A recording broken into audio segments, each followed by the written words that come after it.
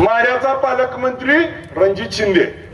मला लक्षात आलं की बारकी पोर गोट्या खेळती ती बघा, हारल्यावर कसं असतं उलुलुलू तू जिंकला, तसं ती त्याला म्हणते उलुलू तूच पालकमंत्री.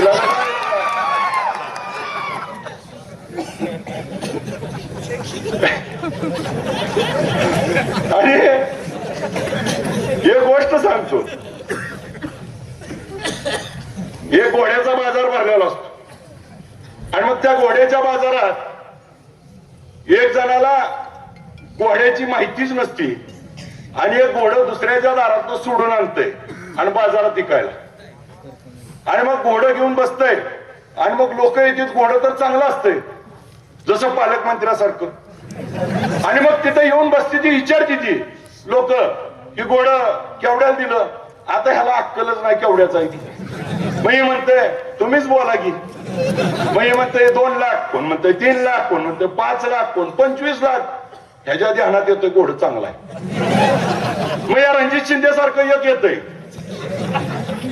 आणि म्हणते घोडं चांगलं आहे का, मला जरा फिरून बघू दे. मग घोड्यावर बसतंय आणि जे जाते माघारीच येत नाही. ही म्हणते केवढ्याला ऐकलं, जसं आलं तसं दिलं.